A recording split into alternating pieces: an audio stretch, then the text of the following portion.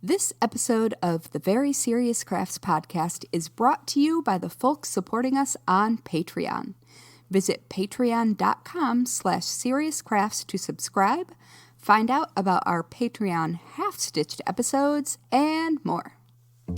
Hello, and welcome to Season 5, Episode 17 of the Very Serious Crafts podcast. I'm Molly from Wild Olive. And I'm Haley from Red Handled Scissors and the Bones and Bobbins podcast. Today, we'll be talking about a craft that has us in knots. Macrame. Yes. Boo. I love it when I get to write the intro and just go right in with the puns.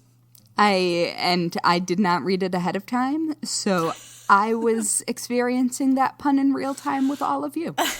So, but also, I mean, it's literal. Like you are kind of in knots when you are making macrame. I feel like it's the, what is it, twister?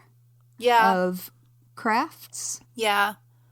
A little bit of like learning to tie your shoes with like the bunny going around and then like jumping in the hole or something. I don't remember that. Did you ever learn to tie your shoes that way? No.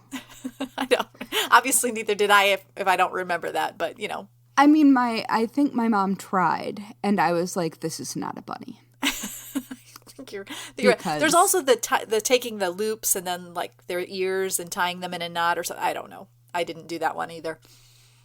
I mean, that's actually one of the more solid knots for your shoes not coming untied. I know, and yet I learned the way that my grandma taught me how to tie my shoes, and I can't change now. So, you know, I did actually change how I tied my shoes because, you know how I get autistic special interests and take a deep dive into things? Yeah.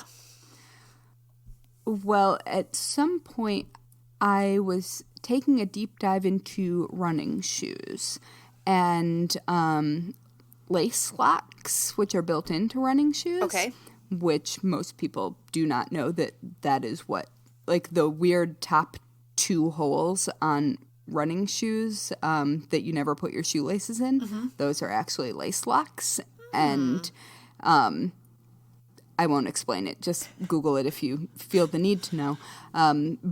But I was learning how to use those and then realized that the way that I'd learned to tie my shoes by putting the lace forward away from me was a looser knot than doing it backwards, which is a very solid knot that does not require you to then double knot your shoes.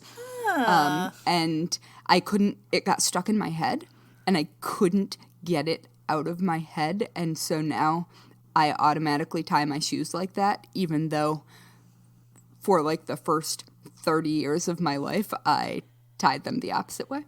That's impressive to make that change, and also very cool knowledge.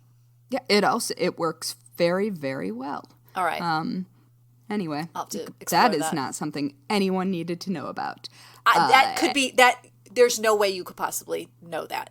That might be exactly what somebody needed to know about today. Okay, fine. Fine. But continue. If anyone who's listening to this wants to know what in the world I'm talking about and can't, read my mind, get in touch on Instagram. I'll send you a video. It'll be fine. All right. Before we jump into talking about other varieties of knots that are maybe more useful to the crafting community, we want to give a shout out to our serious friend, our new serious friend of the Very Serious Crafts podcast, who is now supporting us at patreon.com/seriouscrafts.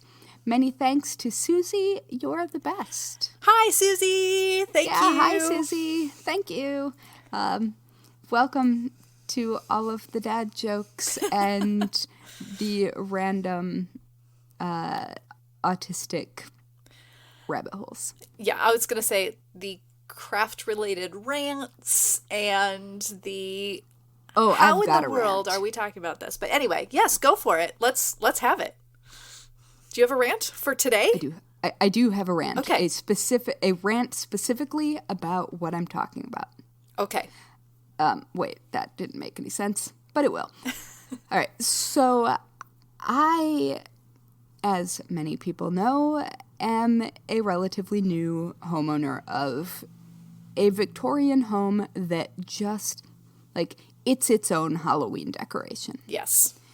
And so I've been slowly gathering Halloween things. I'm not going to, like, truly go overboard this year because I've got other things. Like, I need furniture. Yeah. I need that. But I am going to move some of my witchy things out of doors, and I have a costume to go with my house. Perfect. And so I'm pretty excited.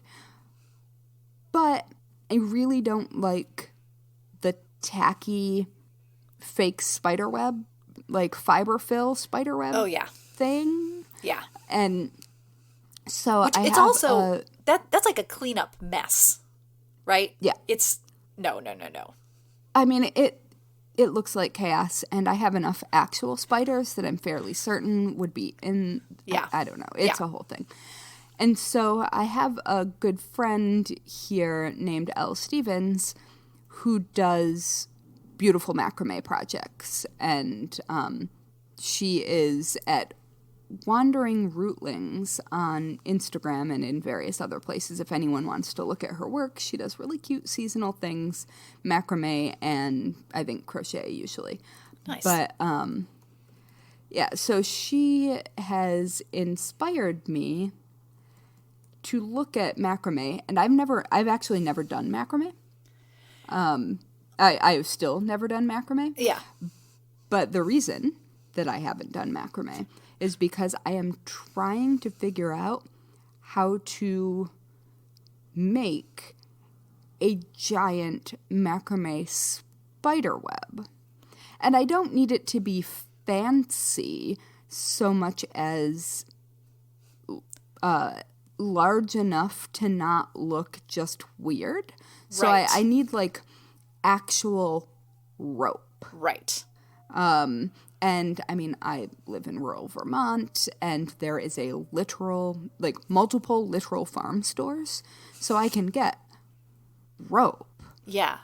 But I cannot find any tutorials that are actually using rope when I Google macrame rope project, because I think that macrame cord is often also referred to as macrame rope. Yes. Which So makes sense. this was interesting because as we were getting ready to talk about this, I was, looking at I've done a little bit of macrame as a child of the 80s. Of course, there was plenty of macrame around during my childhood. Me too. I just missed it. How did I miss it? Yeah, I don't remember ever doing any macrame as a kid. I've done some now, like a very small amount recently.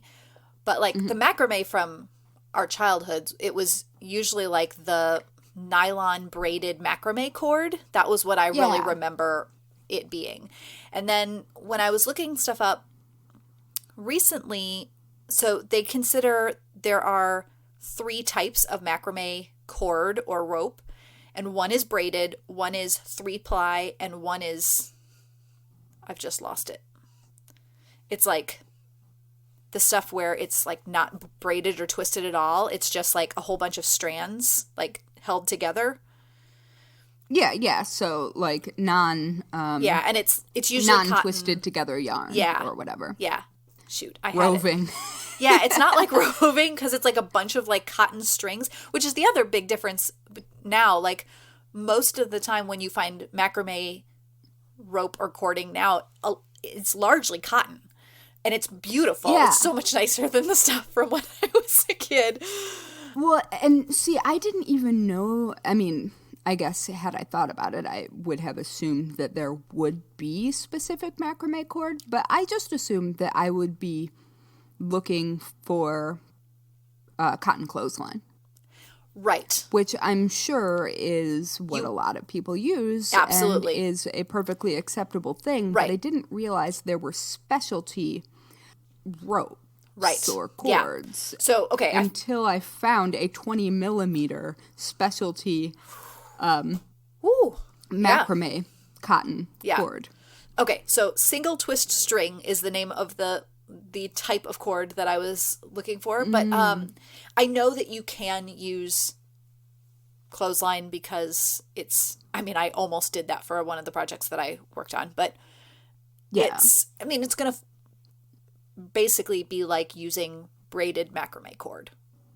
It's just that that's so much thinner than some things. And that's one of the, I guess, nice things about macrame cord is that it does come now in lots of different thicknesses. But, I you found need so much. a store called Woolly Mahusive. Okay. And its tagline is extremely chunky yarn. There you go. And it seems to be knitting, macrame, and crochet, but often hand crochet or hand whatever. Okay.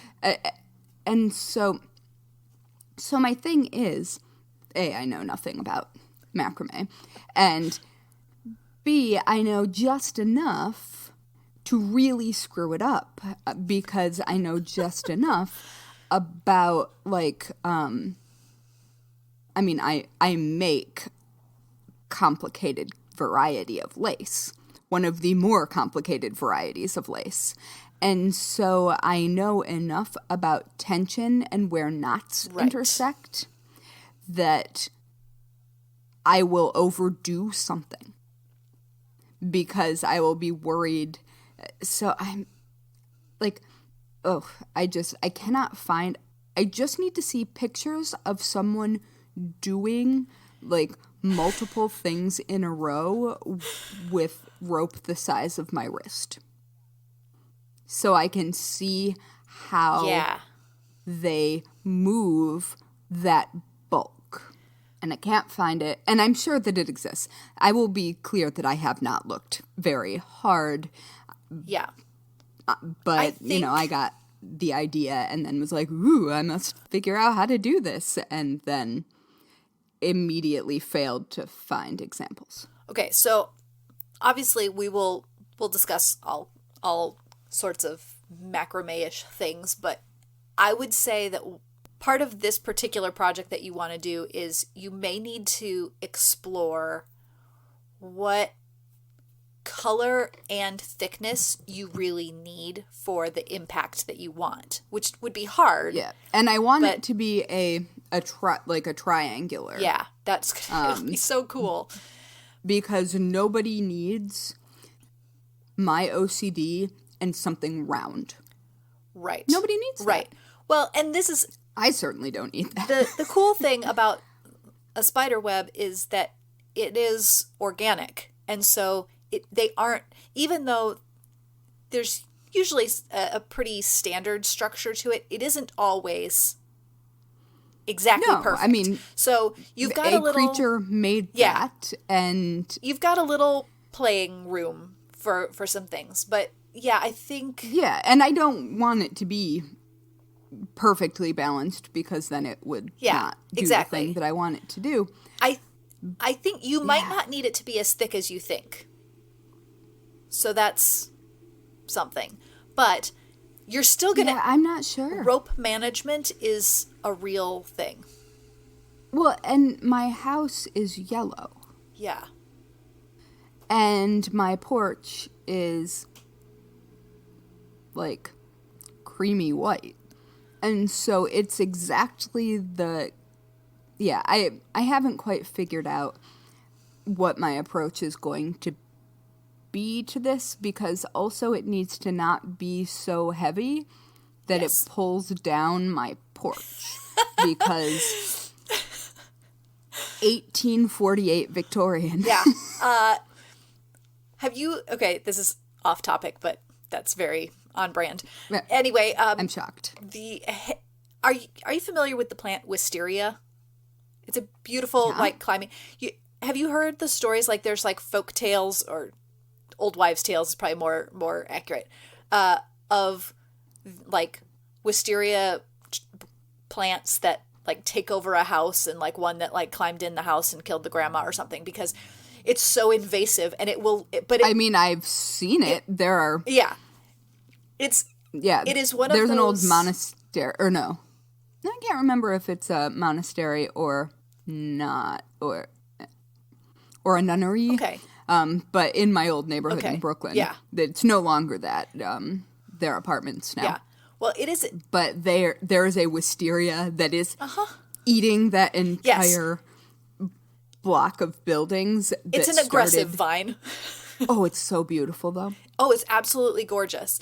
But I've always been a little bit hesitant because it will eat your house. It will. It has been known to like crush porches and stuff. So we don't want a wisteria situation going on with your spider web. So I mean, I have a grapevine that has eaten an arbor in the backyard. See? Yeah.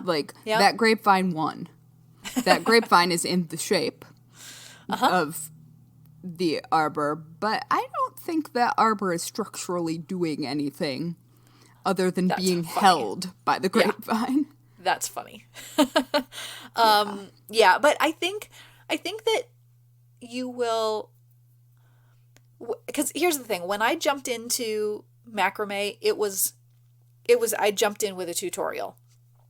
I was asked to create something, and I was like, all right, I'm going to learn what I need to learn, and yeah, you're doing exactly what I always do. Yeah, exactly. I feel like people would be very surprised that most tutorials are written by professionals like us who have been like, that's interesting. Better write a tutorial on it so I'll learn how to do it. Well, you can learn so much by teaching something, right? Because you have to know all of the things about it. And you make the mistakes and you have the questions yourself. Exactly. Yes. And you come at it, especially if you're coming at it from the first time, you know what the beginner's eyes and ears and mind are like in that situation, so you can better prepare. It sounds sketchy. Like when you're just like, oh, I've hired someone who doesn't know how to do a thing to do a thing. But no. The whole, like, our jobs revolve around being able to anticipate questions that people might have, and things that we have forgotten aren't obvious because we already know how to do them. And so I'm actually really looking forward to doing this. I've written books, but I haven't written just tutorials in years. Well, but I think at the very least you should be photographing the process as you make this thing, assuming that you make it. Just because, I mean, even if you don't write a tutorial, but you just have that, in your back pocket. But anyway, I think you'll find that you're only going to need a couple basic knots. This isn't going to require anything super fancy. Yeah, and I found a spider web. Like, there are lots of macrame spider web patterns. It's just that the structural integrity on most of them just isn't what I would like it to be, although that can be fixed with wires. Like, it's not insurmountable, but none of them look how I want them to look, and they don't look how I want them to look for reasons that I think are not related to the technique.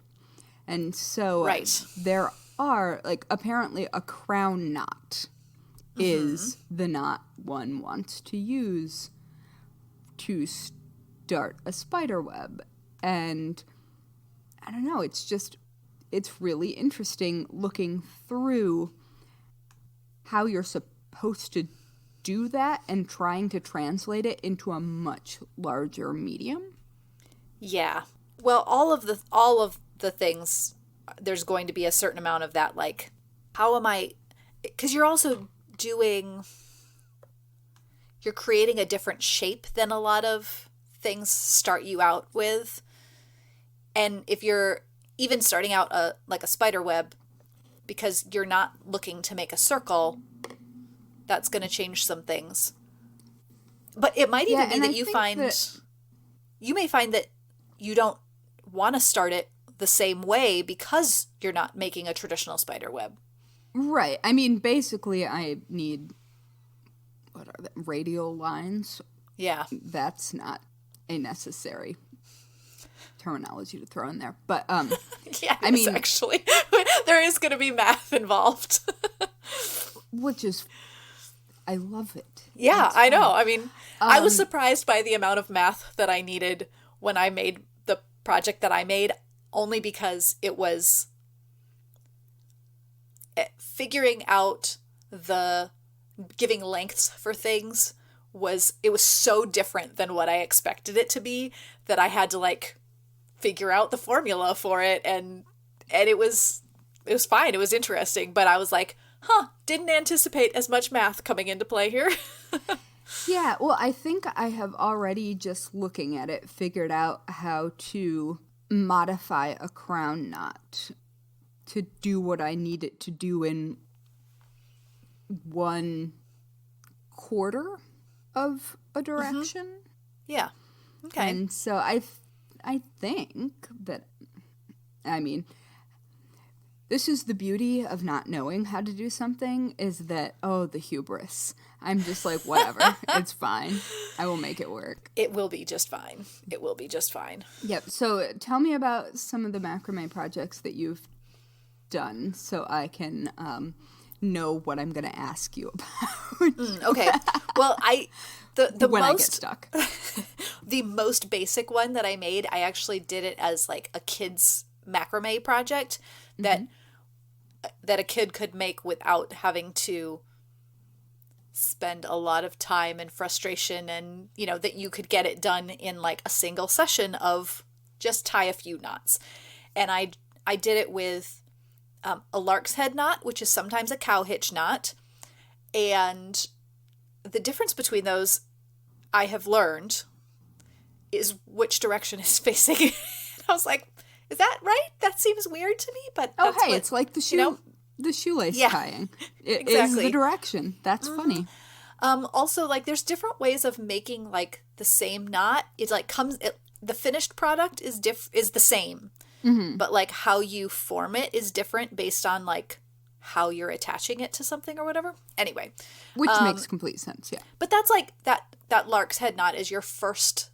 And also, different crafts or purposes use different terminology for the same thing. So like what you're using in macrame might give you the same result as in like sailing knot tying, but they call it something different. Anyway. All right. So I need to start with a shower curtain rod, probably. Yeah. Well, or a curtain it's going to be rod, heavy. Yeah. So that I can hang it. Yes. You definitely need a way to like hang what you're working with. Well, I mean, yeah. But while you're working, but I'm not going to make sturdy. it a self-attached piece. I'm going to start it attached to something else so I can hang it like a curtain and then do like eye hooks. Yeah, you're gonna to exactly the side. Okay. You're gonna want a way to be able to easily take this thing down and store it. Yeah. And then I'm bring looking it out again, at your tutorial for curtains. Yeah, so which are so cool, and I think you're right. I'm going to need significantly less girth than I thought. Yes, because it really does stand out, especially depending on the color. So the bigger piece, the simplest version that I made for kids was I used 2 different colors of, I used t-shirt yarn for it, and I did some lark's head knots to attach it to a rod, and then I gathered things in different like groupings, and we just did overhand knots, which is still technically they're so cute. Thing. Did you find that one? The rainbows? Oh, the rainbows. Oh, that's a different one. Oh, I got to talk about rainbows soon. This is I didn't even put a link into our show notes for the kid macrame I did, but the bigger macrame piece I did was a curtain, and I don't remember what the thickness of that rope was, but it was a 3-ply twisted rope, designed for macrame, and I had to order 2 giant spools off of Amazon in order to make 6mm, it looks like. Okay. So that's pretty, you can see how much that stands out. That stands out way better than I thought it might. Yeah. So even if you just went to like 10mm, you would have a fairly bold spider web. But I started playing around with, kind of a design. I sketched it first, and I drew like where I wanted things to come in, and I looked at the different kinds of knots and what they did, and the hardest macrame plays nicely with grids, like to figure out where knots come together and adding like positive ease. Yeah, it does. Them. It does pretty well because you've got those chords coming down. You just have to you have to bear in mind, you're working. I guess you can work with an odd number of chords, but you generally work with an even number of chords. And so you have to think about where they're like crossing over, and I'm used to working in pairs with bobbin lace. Yeah. So I feel like that makes sense.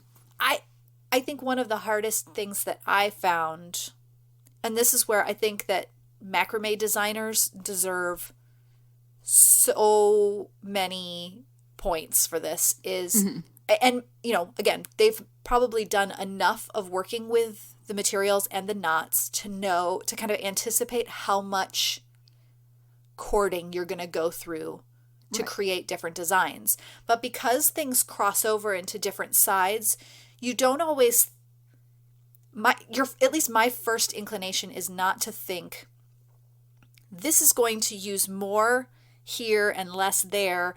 Sometimes things go in different places than you expect them to. And so anticipating the amount that of happens yardage in bobbin you lace need all the time. Yeah. Yeah, you don't because there's see a working it until pair. Often. Until you've gotten to a point where you're like, oh, that used way more, or worse, that used a lot less than I anticipated, but trimming it off means now I have a 5-foot long piece, and that's not really helpful. Not useful. Right. Yeah.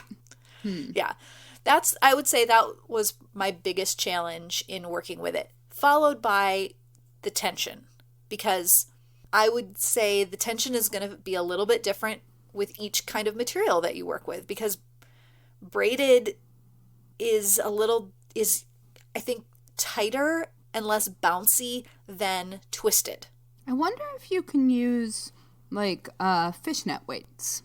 Oh, I'm sure you could. To add some of that resistance if you were working with it hanging, which I assume that you do generally work with it hanging. I wonder if you could add some weight to it. I think the weight of the cord itself often is enough to I found that it was just more about keeping it even, especially as you worked with different kinds of knots and on different places, and you step back a lot and look at it and go, have I kept these things even? Are they, but again, you're going for something somewhat organic too. Will drive me crazy. Yeah, but going into it with a little bit of a precision mindset might help too. I don't usually get and I do want it to look precise. Kind of frowsly. Yeah. It's really cool to see it all come together. As I was looking at other projects too, again, I don't always think about this. By the way, some of the names of these knots, like just as in like sailing or like paracord, all of those kinds of paracord projects kind of thing, all the different knot names they're just a lot of fun. I have to, like, there's a berry knot and a constrictor knot, which I don't know how I would feel, but that makes sense. Yeah. Found one called a cat's paw knot, and if you could find a way to work that into your spider web, I think that would be delightful. What was there's some that are, very detailed for things that you wouldn't need. Obviously, you've seen like Celtic knots and stuff. Oh, yeah. There's a version where you essentially you like weave and wrap things so when it's loose, it looks more like a Celtic knot. But when it's tight, it's all tightened up. You don't even see all of that work in it, which I find fascinating in itself. That's a Josephine knot, beautiful. But you don't even really need highly decorative knots for this. Although, I'm seeing one called a gathering knot that creates a really cool, like, wrapped section that might be I could see that being really interesting in... I am about to go down such a rabbit hole. Yeah. Mm-hmm. Yeah. There's probably a rabbit knot I don't even know about. But I'm sure, like a rabbit's foot knot. Yeah, or exactly. Something. I mean, I'm Something just like making it up, but it probably exists. I know.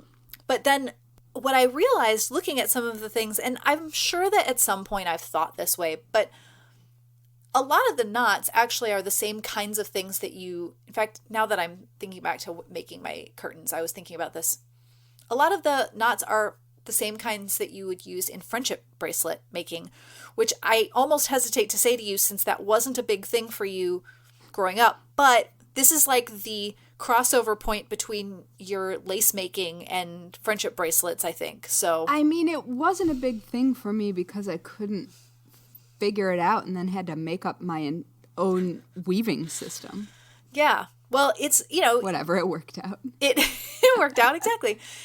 You're doing things where you're, crossing a piece over one and bringing it, making like a 4 shape and then bringing it through and, Right. And there are, in fact, a lot of macrame projects that when you step back and look at it, you go, oh, that looks a lot like this friendship bracelet project over here. Like there's, I'm linking to a tutorial for like where you do macrame wrapping around a cord for a light fixture. And it's just really pretty. And it's the same kind of knot that I've made bracelets with. And it just adds that like simple touch. I also absolutely love the macrame technique where it's the single twist pieces of cord that get wrapped with a color. And that's the little rainbows that you saw in my list of links. And I think they're so cool, and I've never tried that. That's so satisfying looking? Yeah. It's, again, haven't tried it yet, but that is on my list. And I think if I were to take after having those extra pieces of macrame cord that I've made too long, and I have those weird lengths, those are like the small projects are the kind of thing that you could actually repurpose your scraps for. That's probably how they came about, but I've seen really cute like bunting made with that, or like nursery decorations made with that. I feel like Christmas ornaments are like right there on that. You could do and I know there's ones where they like tie pieces onto like a center twig or something, and then they brush it out and make it like tree shaped. There's cute things like that. I just haven't tried them yet. Yeah, well, I am currently looking at a very, very helpful, you know how I like very specifically made illustrations. Yes. I found a, like, what looks like a beginner macrame knot, like, poster. Cool. But it's entirely in French. So just looking at it, I understand completely how to make all of these knots and have no idea what names they are. That is the problem. That's where the Google Translate, what is it, Lens? Is that the new version of it? It is your friend. It is your friend. It is, but very much. I think that just jumping in with a few things you'll get excited about. Yeah. There are, again, because you probably don't need the rope to be as thick as you think, I think you'll find video tutorials fairly easily to see it in action. Because a lot of people also use like thicker rope so that you can really see what's going on. So I think which I like about that too. So we'll see if I manage to sort out my macrame spiderweb dreams. You will. It's going to happen. It'll be amazing. All right. Yeah. It's, again, I think the last project that I made was that curtain, but I still have a good chunk of a spool of cording, and I think I kept my scraps. I don't think that I finally went, this is ridiculous, they're going away, which I occasionally do with things. Don't believe you. It's a moment of, like rage cleaning. Uh-huh. Yes. It's a moment of that.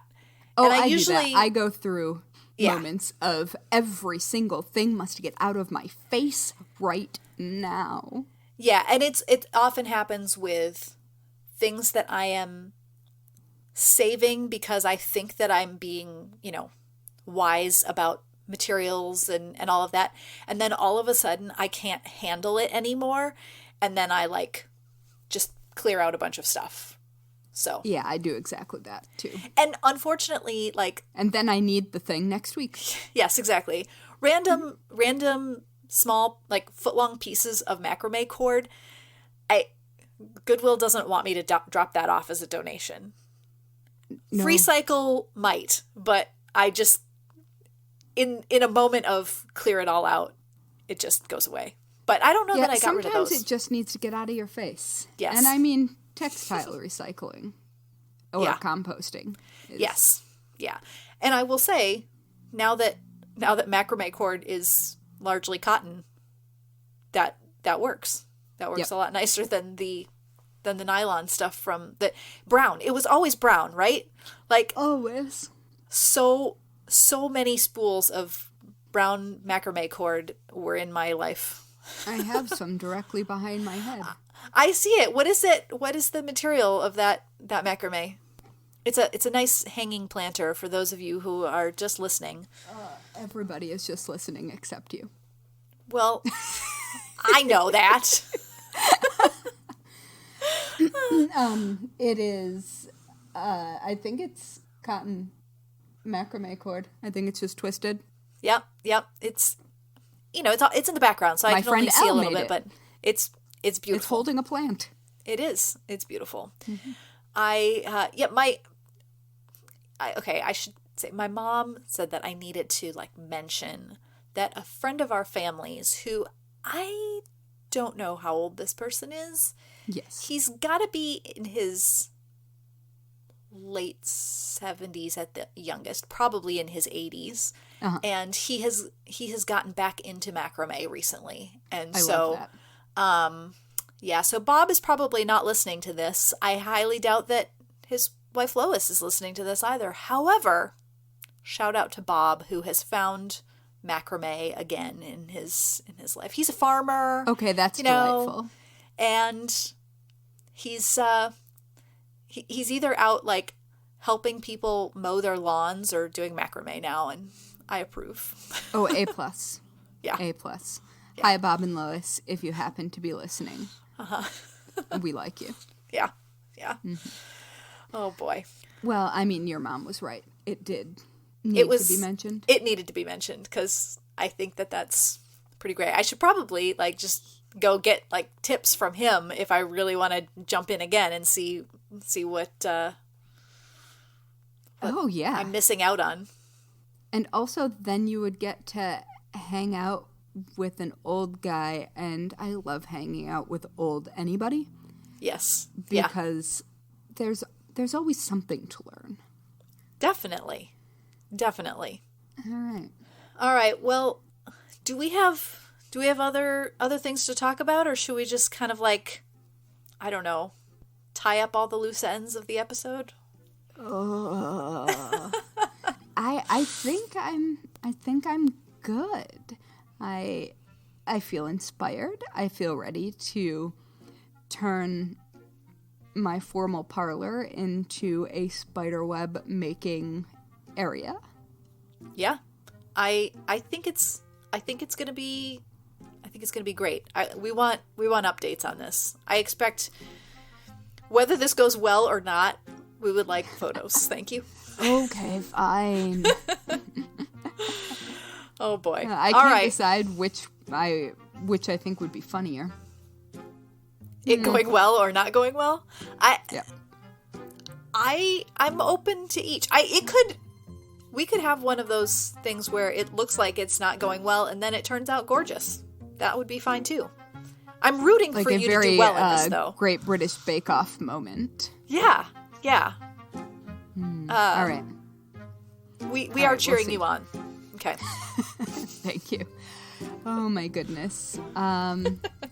Thanks for listening to the Very Serious Crafts podcast. You can follow us on Instagram and Twitter at Serious Crafts and on Facebook at Very Serious Crafts. You can also find show notes and all things Very Serious Crafts that are not social media, I guess, at veryseriouscrafts.com. And finally, if you're a fan of the Very Serious Crafts podcast or just dad jokes, please leave us a 5-star review on whichever platform you use to listen to podcasts, because good ratings help us show up in recommendations, which helps more people who love crafting find us. Yes. And that is not a joke. It is not a joke, no. We love you. The not part maybe, but not really. Oh gosh, that went so over my head, and I'm ashamed. It's all good. All right. Bye, friends. Bye, everyone.